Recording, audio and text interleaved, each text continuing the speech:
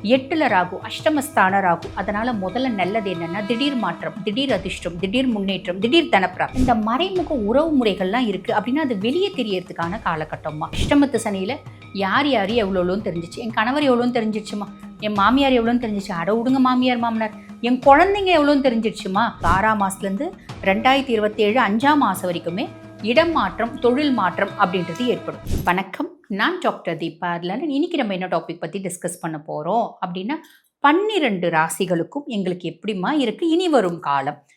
இனி வரும் காலம் எப்படி இருக்கும் அப்படின்னு ஒரு ராசி கேட்டால் பரவாயில்ல, எல்லா ராசியுமே கேட்பாங்க. முக்கியமாக பார்த்தீங்கன்னா மேஷ ராசி அன்பர்கள், 7 நாட்டு சனியில் இருக்கவங்க சாலிடாக ஜோதிடம் பார்க்க வரும்போது எங்களுக்கு இனிமேல் பட்டாவது நல்லா இருக்குமா அப்படின்னு கேட்குறவங்க. அதுக்கப்புறம் பார்த்தீங்கன்னா சிம்ம ராசி அன்பர்கள் அஷ்டமத்து சனியில் இருக்காங்க அப்படின்றதுனால சிம்மம் கேட்கறது உண்டு. கன்னி கண்டக சனியில் இருக்கிறதுனால கன்னி சாலிடாக கேட்பாங்க, இனிமேல் பட்டாவது நாங்கள் நல்லா இருப்போம்மா. தனுசு அர்த்தாஷ்டம சனி இருக்கிறதுனால அந்த வார்த்தை சாலிடாக வரும். அதுக்கப்புறம் கும்பம் பாத சனியில் இருக்கிறதுனால கும்பம் கேட்கறது உண்டு. மீனம் ஜென்ம சனியில் இருக்கிறதுனால இந்த 6 ராசிகளும் டிஃபால்ட்டாக கேட்பாங்க, இனியாவது நாங்கள் நல்லா இருப்போமா அப்படின்னு. மீதி இருக்க 6 ராசிகள் சனி எக்ஸலண்ட்டாக இருக்கான். அப்போ ஆனால் அவங்களும் கேட்கறது உண்டு, இனி லைஃப் நல்லா இருக்குமா, முன்னேற்றம் வருமா, நாங்கள் பெரிய லெவலில் ஏதாவது பிஸ்னஸ் பண்ணலாமா, பிள்ளைக்குட்டி நல்லா இருக்குமா அப்படிலாம் கேட்குறது உண்டு. உண்மை என்ன அப்படின்னாமா, 6ஆம் மாதத்துக்கு அப்புறம் எல்லா ராசிகளுமே எல்லாருமே நல்லா இருக்க போகிறீங்க. காரணம் என்ன? சனி தான் கெடுக்கணும் கொடுக்கணும். கெடுக்கணும்னு நினைக்கிற சனி மேலே குருனோட 9ஆம் பார்வைப்படுது. அப்போ எந்த விதத்துலையும் கெடுக்க மாட்டார். கொடுக்கணும்னு நினைக்கிற சனி, இப்போ ரிஷபத்துக்கு சனி லாப சனியாக இருக்கு, ஓகேங்களா. மிதனத்துக்கு கர்ம சனியா இருக்காரு. இந்த மாதிரி சனி கொடுக்கணும், நல்லது கொடுக்கணும்னு நினைக்கிற ராசிகளுக்கும் குருனோட 9ஆம் பார்வை அவர் மேல படுறதுனால நல்லது கொடுப்பார், கட கட கட கட நல்லது கொடுப்பார். ஆக எல்லாருக்குமே நல்லதுதான் வரப்போகுது. அதுக்கும் மேல ராகு என்ன பண்ண போறான்? ராகு குருனோட பார்வை அகலும் போது ஏதாவது கெடுதல் செய்வானா? கண்டிப்பா சின்ன சின்ன விஷயங்கள் நாங்க சொல்லி இருக்கோம், எச்சரிக்கையா இருக்கணும் அப்படின்னு. ராகு என்ன கொடுக்க போறா, எந்தெந்த விஷயத்துல எச்சரிக்கையா இருக்கணும். கேது என்ன கொடுக்க போறா, எந்தெந்த விஷயத்துல எச்சரிக்கையா இருக்கணும். ஒவ்வொன்றுமே தெளிவாக சொல்லியிருக்கோம். வீடியோ ஸ்கிப் பண்ணாமல் பாருங்கள், தெளிவாகவே உங்களுக்கு புரியும். கடகராசி அன்பர்கள், கடகராசி அன்பர்கள் பாருங்க, பொதுவாகவே காலபுருஷனுக்கே 4ஆம் பாவம். தாயை போல அன்பு செலுத்தக்கூடிய ராசி எது அப்படின்னா கடகம் தான் சொல்லணும். எப்பயுமே எனக்கு எவ்வளோ பெரிய போஸ்ட்ல இருந்தாலும், அரசியலில் பெரிய தலைவராக இருந்தால் கூட எனக்கு என் ஃபேமிலி தான்ப்பா முக்கியம் அப்படின்னு சொல்லக்கூடியவங்க தான் கடகம் அப்படின்னு சொல்லலாம். அப்படிப்பட்ட கடகராசி அன்பர்கள் கடந்த சில வருடங்களாக பட்ட கஷ்டம் அப்படின்றது சொல்லி மாளாது. காரணம் என்ன அப்படின்னா, அஷ்டமத்து சனியில் இருந்தீங்க.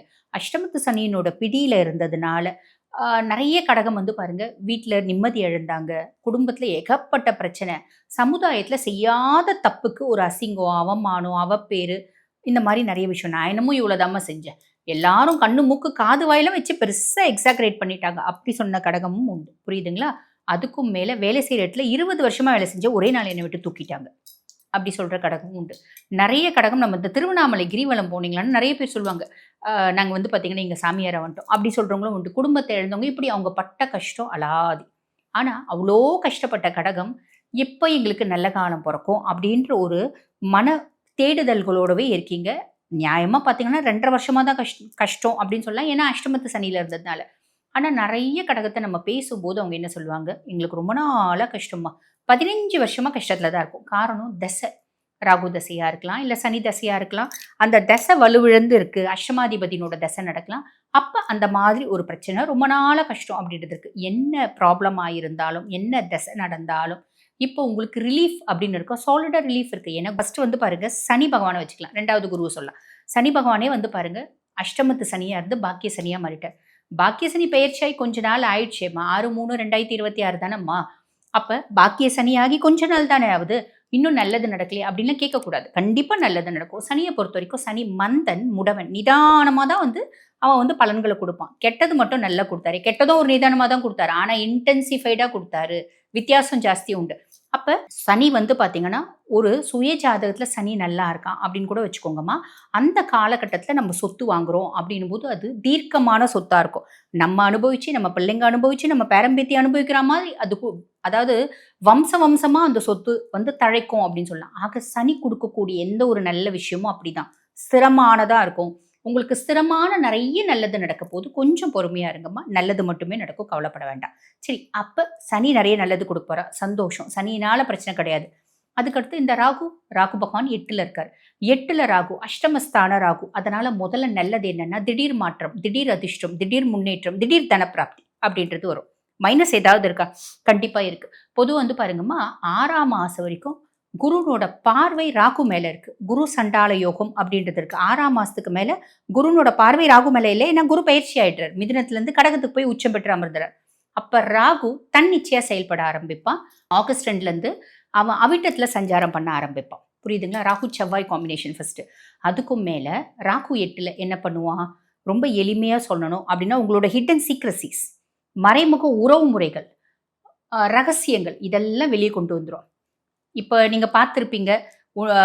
அதாவது கடகம் பட்ட கஷ்டம். ராகு 8ல பெரிய ஒரு ஃப்ராங்கா சொல்லணும்னா, விஜய் சார் எவ்வளோ வந்து கஷ்டப்படுறாரு. அவரோட பர்சனல் ஓகேங்களா? அத கொண்டு வந்து அத ஒரு பப்ளிசிட்டி பண்ணி எவ்ளோ அசிங்கப்படுத்துனாங்க, எவ்ளோ அவமானப்படுத்துனாங்க இல்லைங்களா? இது அவர் ரொம்ப பெரிய ஆளு அப்படின்றதுனால நம்மளுக்கு தெரியுது. அது காரணம் ராகு தான். ரொம்ப பெரிய ஆள் அப்படின்றதுனால தெரியுது. சாமானிய மக்களுக்கு அவங்க அசிங்கப்படுறது, அவமானப்படுறது தெரியாது அப்படின்னு சொல்லலாம். ஆனா ஒண்ணு, யாருமே நம்மள புதைக்க முடியாது. அது மட்டும் ஞாபகம் வச்சுக்கோங்க. புதைச்சாலும் நம்ம முளைச்சு வருவோம். ஸோ கவலைப்பட வேண்டாம். ஆனா இந்த மறைமுக உறவு முறைகள்லாம் இருக்கு அப்படின்னா, அது வெளிய தெரியறதுக்கான காலகட்டம்மா. ஐய்யய்யோ! வெளிய தெரியுமா? பயப்படாதீங்க. எதுவா இருந்தாலும் நல்லதுக்கே அப்படின்னு நெனச்சுக்கோங்க. எங்களுக்கு அந்த மாரி இல்லவே இல்லையேம்மா. இருக்கப்பட்டவங்களுக்கு இந்த வரிகள்மா. இல்லாதவங்க அத பத்தி கவலைப்படணும் அப்படின்ற அவசியம் இல்ல. ஆரோக்கியத்துல கவனம் வேணும். 8ல ராகு அப்படின்னா, அதே மாரி இது மாங்கல்ய ஸ்தானமும். பெண்களா இருக்கீங்க நீங்க அப்படின்னா, உங்களோட கணவரோட ஆரோக்கியத்துல கவனம் அப்படின்றத வச்சுக்கோங்க. அது அடுத்து மரபு வழி சொத்துக்கள். நாங்க வந்து பாருங்க, மேல்மருவத்தூர் பக்கத்துல அங்க அங்க மூலையில ஒரு இடத்துல வந்து 2 கிரவுண்ட் இடம் வாங்கி போட்டு வச்சிருக்கோம். நாங்க போய் பார்க்கிறதே இல்ல. போய் பார்த்தே 2 வருஷம் ஆகுது. தயவு செஞ்சு போய் பாருங்க. காரணம் என்ன அப்படின்னா, குடும்ப சொத்தா இருந்தாலும் சரி, நீங்க வாங்குன சொத்தா இருந்தாலும் சரி, இப்ப பராமரிக்கல அப்படின்னா, பராமரிப்பின்றி கிடக்கும் சொத்துக்கள ஆக்கிரமிப்பு அப்படின்ற பேர்ல புடிக்கிறதுக்கே ஒரு நெறைய கூட்டங்க அலையுது. ஸோ இதுல கவனம் அப்படின்றத வச்சுக்கணும். நீங்க பராமரிக்கிறீங்கன்னா பிரச்சனை கிடையாது. இந்த விஷயத்துல மட்டும் கவனம். கேது 2ஆம் பாவம். கடகம் வந்து பாருங்க, எனக்கு குடும்பம் தான் பிரையாரிட்டி. குடும்பத்தோட உருகி, உருகி உறவா பழகக்கூடியவங்க. குடும்பம் மட்டும் இல்ல. சித்தி, சித்தப்பா, மாமா, மாமி அப்படி ரொம்ப பாசமா இருக்கக்கூடிய பெர்சனாலிட்டீஸ் தான். ஆனா அஷ்டமத்து சனியில யார் யாரு எவ்வளோன்னு தெரிஞ்சுச்சு. என் கணவர் எவ்வளோன்னு தெரிஞ்சிருச்சுமா. என் மாமியார் எவ்வளோன்னு தெரிஞ்சிருச்சு. அட விடுங்க மாமியார், மாமனார். என் குழந்தைங்க எவ்வளோன்னு தெரிஞ்சிருச்சுமா. அதனால எனக்கு குடும்பத்தோடவே இருந்தாலும் பெருசா எனக்கு எல்லார் கூடயும் ஹேப்பியா இருக்க முடியல. நான் தனியா ஹேப்பியா இருக்கேன். ரொம்ப சந்தோஷம். உங்களுக்காகவும் வாழுங்க. 6ஆம் மாசத்துக்கு அப்புறம் குரு பகவான் சுயஸ்தானத்துல வந்து உட்கார்றார். உங்க சுயஸ்தானத்துல உச்சம் பெற்று உட்கார்றார். இருந்தாலும் ஜென்மகுரு தானே. ஜென்மகுரு வனத்திலேன்னு சொல்லுவாங்களே. அப்படிலாம் பயப்பட வேண்டாம். பொதுவா வந்து பார்த்தீங்கன்னா, 6ஆம் மாசத்துக்கு மேல நெறைய கடகத்துக்கு 6ஆம் மாசத்துலருந்து 2027 5ஆம் மாசம் வரைக்குமே இடம் மாற்றம், தொழில் மாற்றம் அப்படின்றது ஏற்படும். ரொம்ப நல்ல விஷயம். அனலைஸ் பண்ணிட்டு செய்யுங்க. தேவையில்லாத சேர்க்கையில கவனம் வச்சுக்கோங்க. எது தேவையான சேர்க்கை, எது தேவையில்லாத சேர்க்கை எப்படிம்மா தெரியும்? யார் கூடனாலும் பழகுங்க. ஒரு அளவுக்கு மேல பழகாதீங்க. உங்களோட ரகசியங்கள தயவு செஞ்சு யார்கிட்டயும் பகிராதீங்க. இருக்குன்னா. ஓகேங்களா? இதுல கவனம் அப்படின்றத வச்சுக்கோங்க. சரிம்மா, இப்ப வழிபாடு அப்படின்னு நீங்க ஏதாவது ஒண்ணு சொல்லுவீங்களேம்மா, அந்த மாதிரி நாங்க என்னம்மா வழிபாடு பண்ணலாம்? அப்படின்னா, இங்க 8ல இருக்க ராகு தான் கொஞ்சம் வந்து காம்ப்ளிகேஷன். நம்மள எதுலயாவது வந்து நம்மளுக்கு இவ்வளூண்டு பிரச்சனை இருக்குன்னா கூட வெளிய தெரிஞ்சிடும். சீக்ரசீஸ் இருக்குன்னா கூட வெளிய தெரிஞ்சிடும். அப்ப ராகுவ பசிஃபை பண்ற மாரி நம்ம வழிபாடு பண்றது நல்லது. ராகுவ பசிஃபை பண்றதுன்னா எப்படி பண்ணணும்? உக்கிர தெய்வங்களோட வழிபாடு. காளி. காளிய எல்லாராலயும் வழிபாடு பண்ண முடியுமா? காளிய பார்த்தாலே எங்களுக்கு பயம். அப்ப ரொம்ப எளிமையான வழிபாடு என்ன அப்படின்னா, கால பைரவ வழிபாடு. கால பைரவரை எப்படிம்மா வழிபாடு பண்ணணும்? சனிக்கிழமை உங்களுக்கு முடியும்னா, சனிக்கிழமை ஒரு நீல கலர் வஸ்திரத்துல உளுத்தம்பருப்பு தொட்டோட கருப்பு உளுத்தம்பருப்புன்னு சொல்லுவாங்க பார்த்தீங்களா? அத போட்டு நீல கலர் கயிறு போட்டு கட்டிட்டு, சனி பகவானுக்கு எப்படி எள்ளு விளக்கு ஏத்துறோம்? மூட்டை கட்டி, அந்த மாதிரி இந்த உளுந்து விளக்கு ஏத்துறீங்க அப்படின்னா, ராகு பகவான் ரொம்ப எளிமையா பசிஃபை ஆயிடுவாரு. இது உன்னதமான பரிகாரமா இருக்குமா. சின்ன சின்ன விஷயங்கள் செஞ்சீங்களான்னா நெறைய நல்லது நடக்கும். இப்ப நான் சொல்லியிருக்க பலன்கள் எல்லாமே பாருங்க, உலகத்தில் உள்ள உங்க ராசி மக்கள் அத்துணை பேருக்கும் ஒரு பொதுவான கோச்சார பலன்கள். பொதுவாவே கோச்சார பலன்கள் அப்படின்றது 50%. உங்க சுய ஜாதகத்துல தசை எப்படி இருக்கு அப்படின்றது பார்க்கணும். இன் ஜெனரல் ஜோதிடத்துல ஒரு பழமொழி உண்டு. தசநாதன் செய்யாததை புத்திநாதன் செய்யான். புத்திநாதன் செய்யாததை கோச்சாரன் செய்யான் அப்படிம்பாங்க. தசை எக்ஸலண்டா இருக்கு அப்படின்னா 100க்கு லட்சம் சதவீதம் நிறைய நல்லது நடந்துரும். கவலையே பட வேண்டாம். தசநாதன் வலுவிழந்து இருக்கான் அப்படின்னாலும், அஷ்டமாதிபதியினோட தசை இருக்கு, விரையாதிபதியினோட தசை இருக்கு அப்படின்னாலும், கோச்சார கிரகங்கள் கோச்சார பலன்கள் 50% சாலிடா நடக்கும். இல்லம்மா நாங்க பார்த்துட்டோம். இதுவரைக்கும் எங்க ஜாதகத்த முழுசும் நாங்க அனலைஸ் பண்ணதே இல்ல. உங்ககிட்ட பண்ணிக்கணும்னு விருப்பப்படுறோம். இல்ல எங்க குடும்பத்துல தீராத கடன் பிரச்சனை இருக்கு. எப்போ வீடு கட்டுவோம் தெரியல, குழந்தைங்க எப்போ திருந்தோம் தெரியல, எப்போ என் பிள்ளைங்களுக்கு நல்ல காலம் பிறக்கும்னு தெரியல, எப்போ எனக்கு ஒரு நல்ல திருமண வரன் கூடி வரும்னு தெரியல. இந்த மாதிரி பல கேள்விகள் உங்களுக்கு இருக்குது அப்படின்னா, நான் பேசிகிட்டு இருக்கும்போது என்னோட வாட்ஸ்அப் நம்பர் கொடுத்துருப்பாங்க. அந்த வாட்ஸ்அப் நம்பருக்கு கால் பண்ணி அப்பாயின்மெண்ட் ஃபிக்ஸ் பண்ணி என்கிட்ட பேசிக்கலாம். நன்றி.